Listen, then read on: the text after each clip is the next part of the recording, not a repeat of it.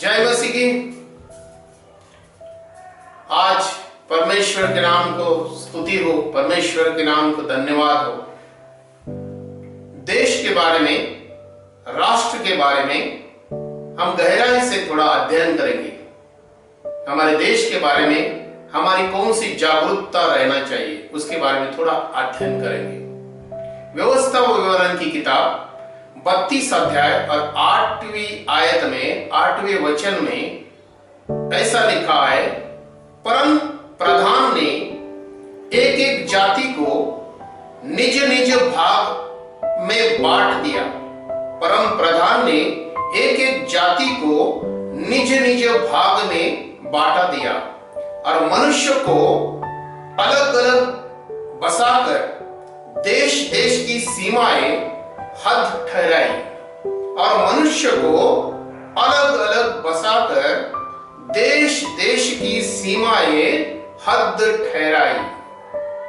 देश और राष्ट्र कहने से, देश और राष्ट्र कहने से उसका मतलब क्या है? अर्थात देश की सीमा ठहराई जाती है, देश की हद होती है, देश के कानून और नियम होते हैं, उसका पालन करना अनिवार्य या बंधन कारक है, हर एक को बंधन कारक है। हमारे देशवासियों को ये प्रथम कर्तव्य है।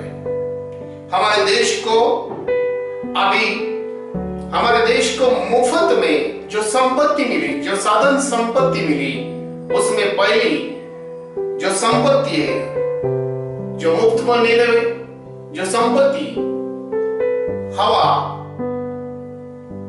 वायु। हाँ भाइयों और बहनों, हवा हमें मुफ्त में मिले। हवा बिना, ये जो वायु है वो बिना पक्षपात करते हुए हम सभी देशवासियों को ये हवा मुफ्त में देती है। एकता की हवा है, एकता की, ऐक्यता की हवा है हमारे देश में, वो बह रही। दूसरी बात है, जो प्रकाश, जो सूरज के द्वारा हमें रोशनी पाई जाती है, वो भी एक ही सूरज है। वो एकता से हर एक जाति जाति को, हर एक मनुष्य को और सारी सृष्टि को वो रोशनी दिए जा रहा है। वो ना भेद कर रहा है और वो उसके लिए कोई कानून नहीं, श्रीमंत हो गरीब हो सभी को वो रोशनी दे रहा है। प्यारो, तीसरी बात है पानी। तो भाइयों, हम पानी नदियों से, झरनों से, तालाब से और डैम से पानी अपने घर में ले आते, अपने घर में आता है। हर एक व्यक्ति को पानी की जरूरत है और पानी हमारे देश की बहुमूल्य संपत्ति है। इसलिए मेरा कहने का मतलब यह है, इसलिए वायु, जल और प्रकाश बिना किसी भेद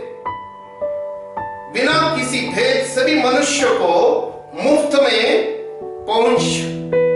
पहुंचा रहा है और बिना किसी भेद हर एक मनुष्य के वो देते रहा है। तो आइए थोड़ा समझ ले, इसमें से थोड़ा हमें समझना चाहिए, हमें इसमें से सीखना चाहिए। हवा, जल और प्रकाश बिना किसी रुकावट, बिना किसी भेद आज सब मनुष्य जाति को देते जा रहा है। एकता का संदेश है। तो हे भाइयों, क्या इस हवा को हम दो भागों में काट दिए जा सकते? क्या हवा को हम काटेंगे? क्या आपके पास हवा को काटने की कोई तलवार है? हे भाइयों, इसके अलावा क्या प्रकाश को दो भागों में तोड़ा जा सकता है? वैसे ही पानी के ऊपर तलवार से हमला करने पर पानी को दो हिस्सों में बांटा जा सकता है? नहीं ना, इसका वो जवाब रहेगा नहीं ना। मेरे भाइयों, हमारे देश की अखंडता को दो हिस्सों में बांटा जा नहीं सकता। तो आइए हम परमेश्वर के सामने नम्र होकर समझ ले, मेरा देश एक है, मेरा देश एक है, देश के लोग एक है, देश का खून एक है, हर एक जाति का खून एक है, हर एक जाति का खून लाल रंग का है। हमारा बेसिक फंडामेंटल डॉक्ट्रिन एक ही है। आइए बाइबल क्या कहती है इसके बारे में।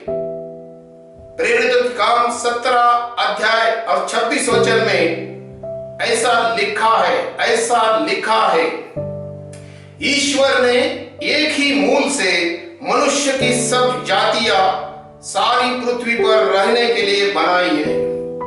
ईश्वर ने एक ही मूल से, यानी कि हमारा एक मूल पुरुष हमारा एक ही है, और उस मनुष्य के द्वारा सारी जाति व्यवस्था पृथ्वी पर रहने के लिए बनाई है, और उसने ही समय और निवास की सीमाओं को बांधा है, और उसने ही समय और निवास की सीमाओं को उसने ही बांधा है।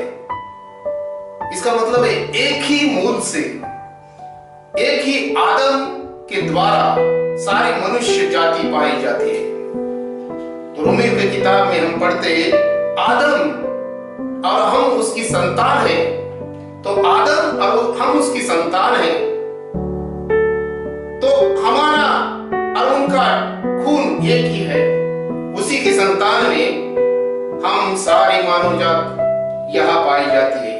तो रोमियो की किताब 5वां अध्याय 12 से लेकर 15 वचन तक हम यहाँ पढ़ने के बाद ऐसा मालूम होता है, आदम के पाप करने के द्वारा, आदम ने पाप करने के द्वारा सारे मानव जाति की एकता, सारे मानव जाति की एकता, अखंडता नष्ट हो गई।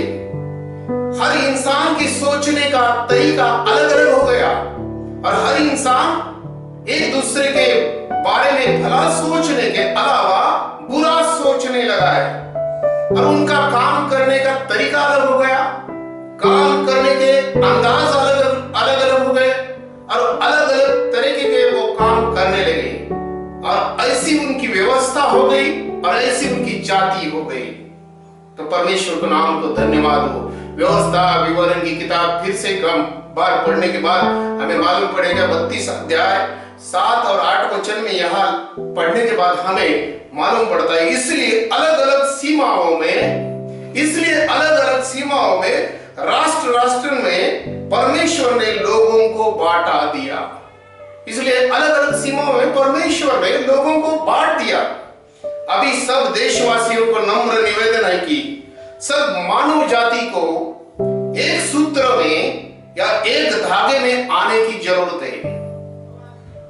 सब मानव जाति को एक नम्र निवेदन है, हमारे देशवासियों को एक नम्र निवेदन है, एक सूत्र में या एक धागे में आने की हमें जरूरत है। वो जो धागा जिसका नाम यीशु मसीह है, वो जो धागा जिसका नाम यीशु मसीह है, उसकी शिक्षाओं का पालन करने की आवश्यकता है। उसकी शिक्षाओं के पालन करने की आवश्यकता है, ऐसे मुझे लगता है। बाइबल क्या कहती है? पहला कुरिन्थी 15 अध्याय 22 वचन, आदम में सभी मार जाते हैं, आदम के द्वारा सभी मार जाते हैं, लेकिन मसीह के द्वारा सब लोग जीवित हो जाते हैं। लेकिन मसीह के द्वारा सब लोग जीवित होते हैं। प्यारे, बाइबल कहती है हर एक व्यक्ति, और बाइबल कहती है हर एक व्यक्ति अपने अधिकारियों या अपने शासकीय अधिकारियों के अधीन रहना चाहिए, क्योंकि उनको दिया हुआ अधिकार परमेश्वर के ओर से है। उनको दिया हुआ अधिकार परमेश्वर की ओर से है, और परमेश्वर ने उनको अधिकार दिया है। शासकीय अधिकारियों और सत्ताधारियों का आज्ञा पालन करना हमारा निजी कर्तव्य है। सारा देश आपदा में घिरा हुआ है। कोरोना का महाभयंकर संकट चारों तरफ फैल रहा है। इस आपदाओं के बीच हम परमेश्वर के द्वारा कैसे एकता में रहे। हम परमेश्वर के द्वारा आराधना करते हुए हम देश की ऐक्यता बढ़ाए, हमारे देश के अधिकारियों के लिए, हमारे देश के सत्ताधारियों के लिए और देश सुरक्षित रहने के लिए हम हर रोज प्रार्थना करें, हमारे देश के लिए उपवास करें और हमारा देश इस कोरोना महामारी से बच जाना चाहिए और लोग एकता में हमारे अधिकारियों की आज्ञा का पालन करना चाहिए। हमारे प्राइम मिनिस्टर, हमारे सीएम साहब, ये सभी का आज्ञा पालन उन्होंने करना चाहिए, क्योंकि बाइबल यही सिखाती है और इसी का पालन हमें करना ही चाहिए। मलाकी की किताब 2 अध्याय 10 वचन में हम पढ़ने के बाद हमें समझ आता है, हे भाइयों, केवल एक ही ईश्वर ने हमें बनाया है, केवल एक ही ईश्वर ने हमें बनाया है। सभी लोग मानते हैं कि एक ही ईश्वर है, सभी लोग मानते हैं, जानते हैं और समझते हैं एक ही ईश्वर है, तो हमारी ऐक्यता ऐसी ही बनी रहना चाहिए। हम एक होकर, हम आराधना के साथ, हम प्रार्थना के साथ इस कोरोना महामारी को भगाएंगे और अपने अपने कक्ष में रहकर हम आराधना करते हुए अपने लोगों को बचाने के लिए हम हर समय प्रयत्न करना चाहिए। तो हम या आप अपने भाई को धोखा नहीं देना चाहिए। बाइबल हमें सिखाती है, मलाकी की किताब 2 अध्याय 10 वचन, तो हम या आप अपने भाई को धोखा नहीं देना चाहिए। इसलिए हम सरकार के अधीन रहकर हमारे देश के अधिकारियों के लिए, मंत्रियों के लिए, डॉक्टरों के लिए, पुलिस यंत्रणा के लिए, साफ सफाई कर्मचारियों के लिए हम सब एकता के साथ प्रार्थना करें और हमारे देश को मजबूत करें, हमारे देश को मजबूत करें। इसलिए मैं गीत के साथ आपको कहूंगा, बचा ले मेरे देश को, बचा ले मेरे शहर को, बचा ले मेरे देश को, बचा ले मेरे शहर को। यीशु तेरी दया से, यीशु तेरी कृपा से, बचा ले मेरे देश को, बचा ले मेरे शहर को। बुरी आदत से, बुरे विचारों से, कोरोना से और पाप से, बुरी आदत से, बुरे विचारों से, कोरोना से और पाप से, बचा ले मेरे देश को, बचा ले मेरे शहर को। धन्यवाद। जय मसीह की सभी भाई बहनों को खुदा यीशु मसीह आशीष करे। आमीन।